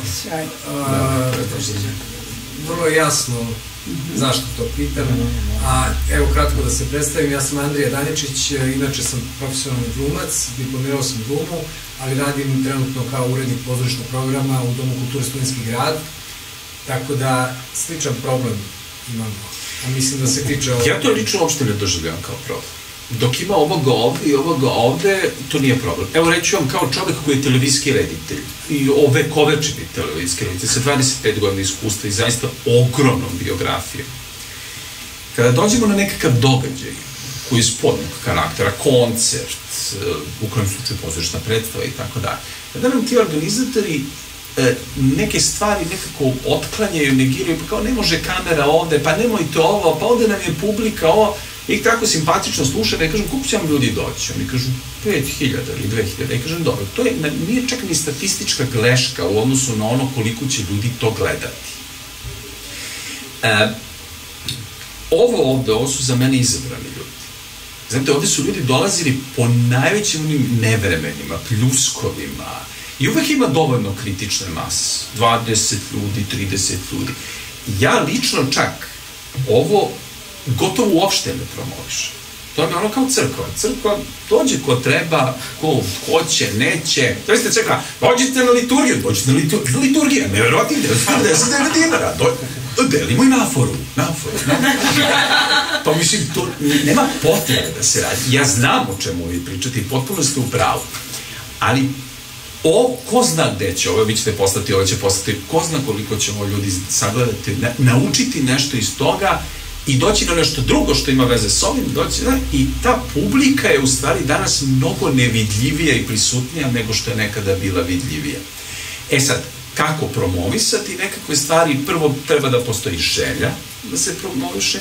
Moj odgovor na pozorišnu predstavu, izvinjavam se ako sam uzeo odgovor na pitanje, jeste pre svega predstava mora bude dobra. A nažalost, često se dešava, ja se plašim u posljednje vreme da idem u pozorište, mnogo mi žao nekako, pa kad pogledam neku lošu predstavu, meni krivo, žao mi pozorište, meni žao što je predstava loša, meni čak žao ni mene, ali nekako to što valja, o tome će se uvek pričati, na ovaj ili na onaj način. To što ste sad pomenuli, to je možda neka druga tema, da ne širimo, imam neko mišljenje o tome zašto su predstave loše. Ukratko, zato što nisam htio to ni da otvaram. Puno, glumci nisu posvećeni. Slažem se. Puno se snima, puno se nudi, prosto baci se ovako, pa miševi hoće da što više pokupe, tako da prosto to je sad nešto drugo, znači hiper ta produkcija. A nisam siguran da to može da se primeni u pozorištu, jer ipak je pozorište živ kontakt, a sad odlazimo u neku drugu temu, ali tiče se ovoga kako tu decu dovesti u pozorište. Oni više ne idu.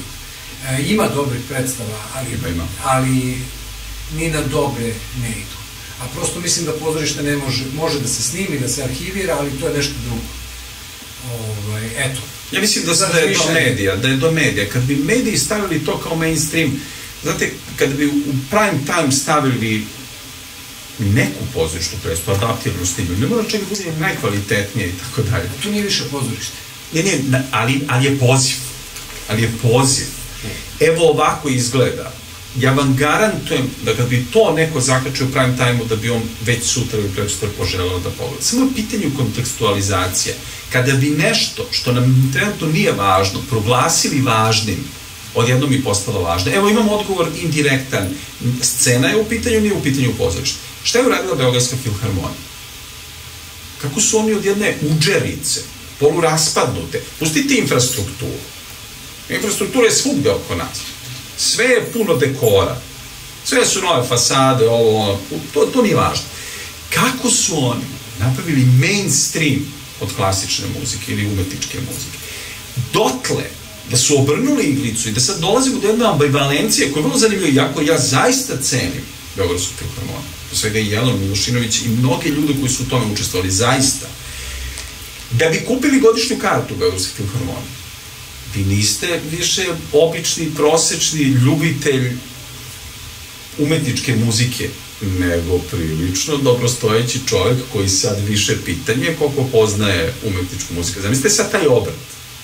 Sad pitanje da li bi neko možda iz estrade ima godišnju kartu koji nema pojma ništa o tome. Ali opet je brend Beogradske filharmonije povukao neke druge koncerte, neke druge koncepte. Neko mora da izađe surovije i sirovije u javnost, pa neka to bude u krajnjem slučaju pozorište. A muka je. A ja ću dozvoliti sebi da se nadovežem i da dam odgovor Andriji na ovo pitanje koje negde dolazi iznutra, govorit ću sada i kao roditelj osnovaca i kao neko ko je nastavnik u gimnaziji.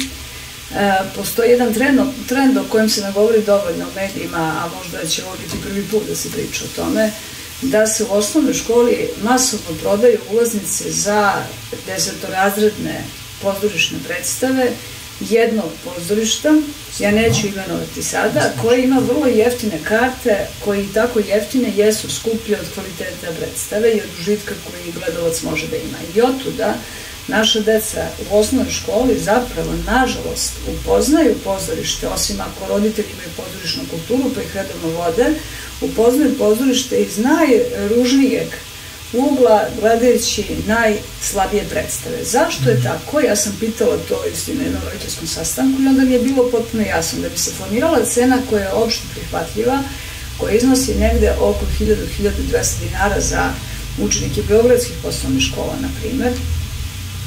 To podrazumeva da ste platili grupnu ulaznicu, da ste platili autobus, tako je vozača, nastavnika koji vodi tu decu i sve ukupno to ulazi u taj paket. Sad zamislite onda šta i kako, šta se gleda.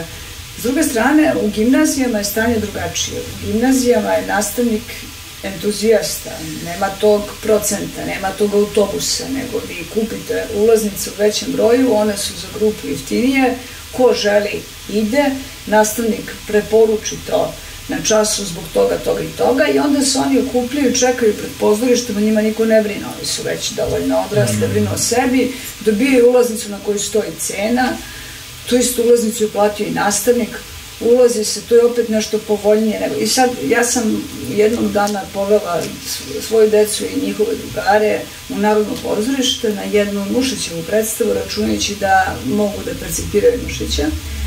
I oni su bili oduševljeni. I njihovo pitanje je bilo zašto mi u školi ne idemo na ovakve predstave. I to je sad bio interesantan moment koji je malo i tužan, jer vi zapravo ekonomski iz aspekta profita određenih interesnih grupa formirate njihovu percepciju pozorišta. I oni zapravo u godinama kada najviše treba da veruju da postoje lepe stvari, da se kroz umetnost čovek može izraziti na najlepši način, dolaze do zaključka da je pozorište dosadno, oni se podsmevaju glumcima, onda pričaju, jedu i tako dalje. I to je već jedna priča o kojoj treba govoriti. Kad sam tražila da budu uključena druga pozorišta, odgovor je bio ne mogu cenu da podnesu svi.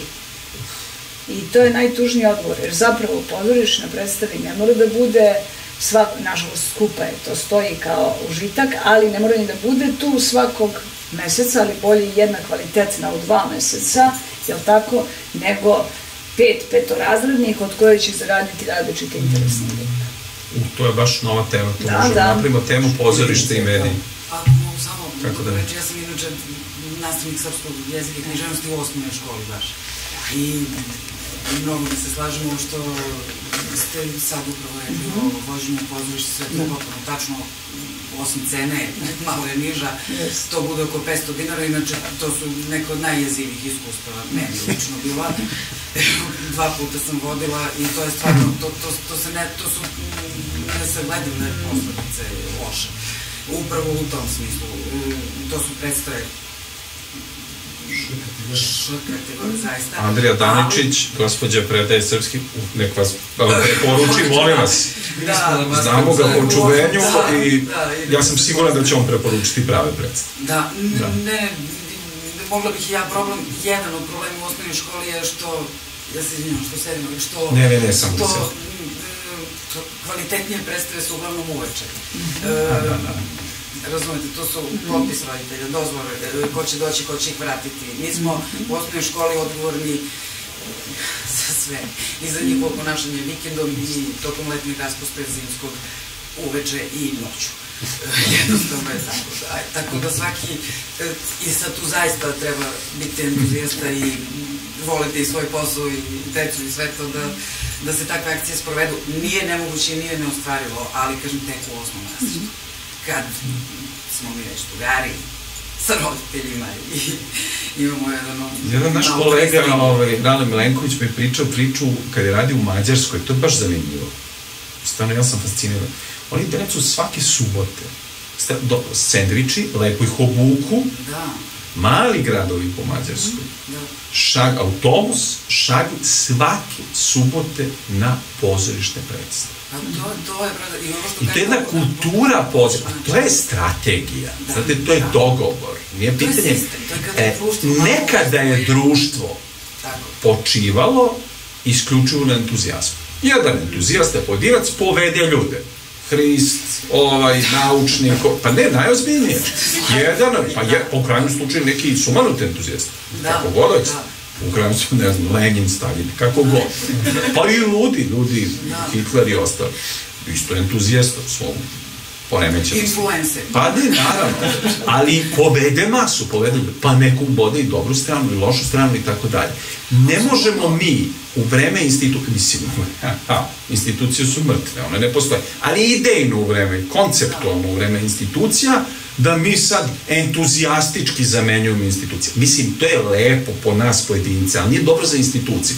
Onda institucije ne rade svoj posao, pa moraju entuzijasti. I gde je tu vakum zona? Ko sad tu odgovara za šta? Pa ne, da dođemo do onog sa početka nikom drugi. I svi smo krivi, odnosno. I da li ovo mediji slušaju? Ako sam mogu, ja bih postavila samo jedno pitanje. Samo izvolite. Koleginici, da li se slažete da je jedan od razloga zašto je uopšte oslabila toliko i obrazovna i vaspitna uloga škola i osnovne na prvom mestu, upravo preobimni program. Ono što ste i vi lepo primetili, dosadan program, neprimenjiv. Kada vas je poslednji put neko u životu pitao šta su to prirodske zamenice? Mislim, ovo. Ja imam jedan primer odmah za vas, samo da uputite pitanje koleginici. Nekih lekcija, ja se izvinjavam, mi ne možemo stignemo da obradimo nešto drugo. Pritom, besmislen program, preopterećeni gramatikom u osnovnoj školi, da bi u srednjoj radili samo književnost. Književnost i pravopis je ono što je potrebno i u osnovnoj i u srednjoj. Slažem se sa vama, potpuno se slažem. Samo da uputim jedan samo primer, ilustrativni primer, izvinjam se ja. Meni su stalno govorili stariji, kaže, ne znaš matematiku, pa šta ako te neko zaustaje na ulici i pitate koliko je 4 puta 5? Meni nikad stvarno niko nije zaustavio. Ne znam da je vas, ali meni ti je stalno pričao, kako te... Ja sam bio zastrašen da stvarno ako me neko zaustavio, nije. Ja sad ne znam... To sam htio da dodam na ovo. Hvala. Ja ću se ovde nekako sad poslužiti svim svojim iskustvom i kao nastavnika i kao nekog koji je radio ishode za srpski za osnovnu i za srednju školu i radio programe za predmet srpski jezik i književnost u gimnaziji. I u čemu je stvari ključni problem tu? Vi imate ekipu koja čini nekih 6 do 8 ljudi koji su pozvani od nekog koji je koordinator iz Zavoda za unapređivanje obrazovanja i vaspitanja. Pozvani ste da imate tu čast da radite na programu. otkud vam ta prilika, pa bogata biografija prethodno koja podrazumeva i pisanje udžbenika i rad na ishodima i na standardima i neke inovacije. To je za nas bilo, evo koleginica rada osnovno, na tome smo se gradili. Oblovi rano lete, kako ih koleginica obrađujete, molim vas, podučite nas. Pa, otprilike kao neki akcijni film, kako bih to rekao, na taj način. Da. I njima je naravno najzanimljiviji deo kad zapravo počne rat i tako, kad osveste taj deo da su to deca njihovi godina koje ovdje ide. Da. Ali kako vam kažem, dobijamo se na razne načine, ali to je tačno, Nušić ne shvataju na pravi način tek, možda u osnovu, kad dođemo do sumnjivosti, tako, kao i mnogo druga dela, ali je osnovno ono o čemu ste pričali, promijenjena je percepcija. Potpuno promijenjena. To je naučno dokazano zapravo da je svima nama, a naročito njima koji imaju zapravo rođenja formirana takva brza kratka informacija i potpuno drugačiji odnos prema svemu tomu. Svako od nas je imao, naravno, neke od pesama koje smo prvo naučili učeći maternji jezik i ritam lirike na maternjem jeziku su pesme Čika Jove Zmaja. I vi sada kada date u prvom ciklusu obrazovanja takvu pesmu učeniku, vi imate potpuno drugačiji efekat i odnos uopšte prema toj pesmi nego što je bio slučaj nekada. I to su takve promene, da kao da govorimo o drugim biološkim vrstama. Samo još jedan primjer i neću Marko Kraljević je danas nasilnik. Tako je. Nosice kakve, to tip ono kog sretne odrubim u glavu. Da. To je zanimljivo. Da mi kažem, pa tam i on nije nasilnik, onda kao dobro nijedan nije, ali mislim, ne pričamo sad o tome, deco, Marko Kraljević. Samo kad popije, on. Fini gospodin, nije, ali kad popije, to je onda malo, da, to je problem. Ali ostaje... To je taj neki utisak potpuno. Moramo da shvatimo, možda mediji i jesu, ali obrazovanje nije pitanje modernosti. Modernost je efemernost, to je prolaznost. To je jesen, zima, sezona, sad je TikTok, sutra je ovo, presutra je ono, vamo šta je bilo moderno pre 5 godina nije isto kao danas i tako dalje. Ceo sistem u stvari treba da počiva na traganju ka univerzalnosti. Tako je u krajem slučaju u pozorištu. Mi dobro znamo da je, ne znam, bubo u uhu nešto što će trajati tako kako jeste, bar zabeleženo na taj način, nećemo. U krajem slučaju Radovan III je snimen sasvim slučajno, incidentno i subverzivno jednom kamerom, pa smo na tome živeli i tako dalje i tako dalje. I film, evo u krajnjem slučaju Ko to tamo peva i dalje uvek će biti najverovatnije Ko to tamo peva i tome slično. Mi ne možemo da se ipak rukovodimo nekakvim modernističkim tokovima, zato što ćemo sigurno pogrešiti. Zato što je sve trendovsko. Ako mi toliko budemo kao unapređeni da pratimo trendove, onda to nije nikakav naročiti smisao. Jer mi treba da nađemo neku univerzalnu vrednost koja se možda jezički može prevesti u jezik trenda, ali univerzalnost sve do tog trenutka dokle prestane da bude one dece koje hoće teže, hoće više, hoće da nauče, sve dok prestane da postoji poštenih ljudi koji su pošteni esencijalni, koji ne trpe uticaje nepoštenja. Koliko god da ih nagovara, to li su i dalje pošteni. Neće prosto da učestvuju u ovome. Ima ljudi koji su metabolički, organski mladih ljudi koji se iskreno rečeno gade nekih pojava i situacija, a neka ista struktura njihove generacije uživa u tom. Dakle, ja ne pričam ni o kakvim bogolikim ljudima sad, koji su sa neba napravili, došli, spustili se i tako dalje, nego običnim ljudima, običnim deci. Neko je prosto pošten, neko nije pošten, neko je ovako, neko onako, neko traži, neko ne traži. Znači, ta univerzalnost je po mom mišljenju ispred tehnologije, ispred svega ovoga što se nudi kao negde prolazno i trenutno i nešto što će zaista biti univerzalno. Takva dela postoji danas u svakom smislu. Pa i umetnički, pa i društveno. Znate, možda mi nemamo sad toliko autoriteta, ali postoje neki novi ljudi, neki novi autoriteti, mislim. I to će uvek tako biti, jer valjda je to neka tehnika samoodržanja, neke samosmislenosti ili smislenosti, opšte, ljudski. Može još pitanje? Da. Meni zanima koliko se sistem zapravo onda uopšte promijenio. Ja sam evo završila srednju školu pre 11 godina gimnaziju, ja imam sestru koja je starija od mene 11 godina. Naprimjer, moj program je bio identičan kao njen program i za mene to isto iskreno bilo suparno i u srednjoj školi i na fakultetu, a završila sam i master po francuskom obrazovnom sistemu i dosta mi je bio nekako, da kažem, približniji i lakše sam se prilagodila tu. Do reforme gimnazije došlo 2019. godine, znači tada dolaze izborni predmeti koji su jedan dobar talas promena doneli, ali nažalost više u teoriji nego u praksi. Novi neki izborni predmeti poput jezik, medij i kultura, pojedinac i društvo, religije i civilizacije, geopolitika, primenjene nauke, dale su mogućnost učenicima da kroz projektnu nastavu, kroz timski rad istražuju.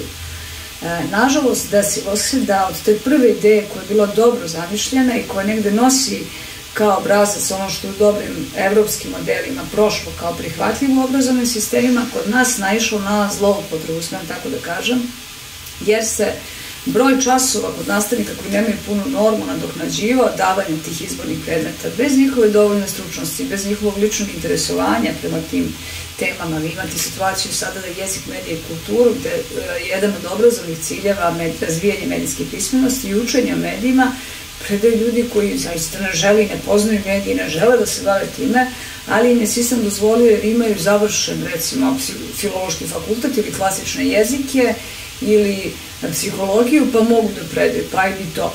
Razumete, i sad u celoj toj priči vi imate očekivanja od dece i roditelja i imate sistem koji je najavio nešto dobro, ali izneveri u praksi. Dakle, promene su se desile tu na nivou novih izbornih predmeta, promene su se desile na insistiranju projektne nastavi kao sve češćim obrascu učenja i program je malo inoviran, suštinski mislim da nije mnogo dobio na kvalitetu. Malo pre smo pomenuli Duška Kovačevića, recimo on je kod vas bio u lektiri u 4. razredu i veoma je značajan sa Balkanskim špijunom pre svega, jer razumeti kontekst života u Jugoslaviji u posleratnom periodu zapravo najbolje se može ishvatiti i uz to i uz Dragoslav Mihajlović i njegove tikve i tako dalje. Te lektire više nema u programu, recimo Duško Kovačević. Niste bile izborne lektire, smo otredeni smo. Ali i to je nešto za društvenjake, su bile obavezne. Malo je falilo da zglajzne i Desanka Maksimović. Pa Desanka, ne, to je bila jedna stvarno smešna situacija gde su mediji dosta interesantno odradili ulogu. Evo o čemu se tu radi. Desanka je veoma prisutna u programu od prvog osnovne do kraja. I prisutna veoma u gimnaziji, u srednjoj školi svakoj, u 1. razredu i u 3. razredu i sad bila je i u 4. Da bi se malo rasteretio programa, s obzirom da se u 4. razredu čita Krnjev strana, Dostojevski i tako dalje, prosto se smatralo da je tu sasvim dobro rasteretiti, malo ostaviti to u tim sadržajima u 3. razredu i u 1. Ali, pošto se ta vest o tome da nema Desanke nije bilo već u usvajanju u decembru mesecu prethodne godine kad je NPS, Nacionalni prosvetni savjet, usvojio program koji je bez Desanke Maksimović, pojavljuje početkom juna odjednom u trenutku kada treba razmotriti šta se to u političkom životu dešava tada i koju je tu temu u javnosti trebalo zamračiti, malo je marginalizovati, a ovo izneti u prvi plan. A da nije lepo što su se ljudi ipak... Onda dobijamo jednu situaciju da se određene ličnosti značajnog političkog uticaja pojavljaju se različitim objavama da neće dati na Desanku i tako dalje. Mi vidimo onda jednom masu koja programirano od medija ide i kaže ne damo Desanku, jer šta je u stvari Desanka tu? Ona je tu znak jednakosti uz nacionalni identitet. I vi odlično baratate tom temom, možete da, kad je pitanje to polje, manipulacija je vrlo produktivna. Udarate na, kaže Gibiljuški iz doba Dušana Velikog, je li tako? Udarate na temu nebeskog naroda. Vi time okrećete Kneza Lazara, a zapravo je suština u samoj zanemarivanju, na taj način pomeranju fokusa sa vrlo važnog problema tada i u obrazovanju i u prosveti i na drugim poljima. I ko malo bolje istraži šta se tada dešavalo, bit će mu jasno kako. Meni je bilo žao tih ljudi jer su bili izmanipulisani, pa čak i neki glumci govore javno pred ministarstvom, ne damo Desanku, ukazuju stihove. Posle toga je onako jedan satirični sadržaj dobro bio od strane njuzovaca i te ekipe izgovoren uz stalno citiranje Desankinih stihova i tako dalje. Nadam se da je većina na kraju prepoznala zapravo šta se dešavalo u pozadini. Ali to je primer kako se mediji svojim uticajem u obrazovnim politikama, odnosno manipulacijom masa koje nisu dovoljno medijski pismene usmeravaju da ostvare svoje cilje. Ali zamislite da je bila druga situacija da niko nije reagovao na to, bez obzira šta je bio uzrok, šta je bio poslije. Ovako bar imamo malo nade da narod prepoznaje nešto što je važno, važnije, najvažnije, od čega je Desanka možda najvažnija, kao što je narod prepoznao jednu važnu, na izgled istorijsku seriju koja je ispala fake, ne bih da imenom, ja ne bih govorio, zato što se plašim tužbe. Dakle, sve smo progutali, sve smo doživjeli, ali na to ipak nisu dali iz nekog razloga. Da li je to bila loša namera? Sigurno nije bila namerna želja, ali generalno, eto, ako je nešto neuspešno, ne znači da treba da doživljamo kao uspešno. Imam 3 stvari nekako da ponudim kao neku vrstu zaključka. Ja kada sam išao u neku školu, osnovnu gimnaziju i tako dalje, imao sam tu privilegiju, ili smo svi imali tu privilegiju da budemo nesvesno u komunikaciji sabornosti. Šta to znači? Bukvar u Beogradu i Bukvar u Kragujevcu su bili isti. Mi smo delili nesvesno isto komunikaciono polje. Iz iste, kao što bi Desanka rekla, istog dana svi su pelcovani i svi, da Bože, umrli u istom danu, ali nisam mislio na to, svi učili u istom danu ili čitali u istom danu.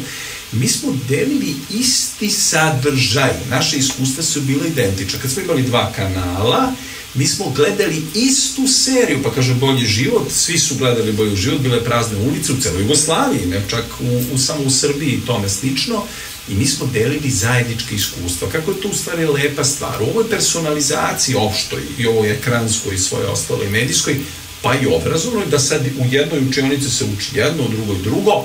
Naravno, ja to ne negiram, niti sam pripadnik nekog sad, kako kažem, klana koji sad drži da je ovo sad važnije moje nego sada, verovatno to ima neki svoj smisao. Ne ulazim u to, ja samo konstatujem kao činjenicu na izvestan način da smo delili ista znanja, ista iskustva i da nas je to na izvestan način povezivalo. Kao što nas mesec na celom delu zemlje, odnosno polovini zemlje gde je mrak, povezuje jedna tačka, svi vidimo isti mesec, vrlo zanimljivo, ili svi vidimo isto sunce, ako ne preporučujem gledanje u sunce, da kažu neki se hrane time, a to nije ni važno. Želim da vam ispričam jednu anegdotu o kojoj treba da razmislimo, svi zajedno, bar za kraj, ajde samo proglašeni kraj. Kaže, profesor, sujetni profesor, uvek, kaže, uzima, ja ću se kolokvijalno izražavati, glupljeg asistenta od sebe. Onda asistent postaje profesor, onda on naravno uzima glupljeg asistenta od sebe. Onda postaje profesor, glupljeg asistenta, sve do jednog trenutka da profesor slučajno izabere pametnijeg asistenta od sebe i onda nastaje reforma školstva. Da ne bi čekali da se desi slučajnost, da na neki način ne bi ispalo da smo svi krivi i da svi podelimo po neki procentić te krivice ili 0,000, pa nam to naše malo ne deluje mnogo, ali onako smo narod koji ne može tako lako da se sabere, ili sabre, ili već kako god da bude saboran, mislim da bi u svim mogućim uticajima koje liče na neku vrstu obrazovanja nekog drugog, vaspitanja nekog drugog, pomoći nekom drugom, objašnjavanja nekom drugom, učenja nekom drugom, pomoći da nekome pomognete da nešto nauči, trebalo da nešto uradimo da bi motivisali nekoga ka kvalitetnijem, boljem, višem, smislenijem, boljem pozorištu, boljem znanju ovome. Reklamirajte Dostojevskog, kvalitet, moral, smisao, preporučujte lepe i dobre stvari, jer ono što mi u ovom delu sveta imamo privilegiju da jedni drugima možemo da preporučimo i da može neko nešto da nam preporuči. Mnoge nacije, mnoge zemlje odlaze da gledaju filme, odlaze pozorištu predstavu tako što googlaju ili pogledaju repertoar po ubodu prstom, a mi ipak možemo da pitamo nekoga da li si, neko da nam kaže idi ili ne idi. To su baš privilegije, jer mi još uvek komuniciramo. To je mnogo važna stvar. Hvala vam svima, hvala pre svega vama što ste bili sa nama i eto neka ovo bude samo otvoreno pitanje, a da kažemo nastavit će se ka bolje. Hvala vam.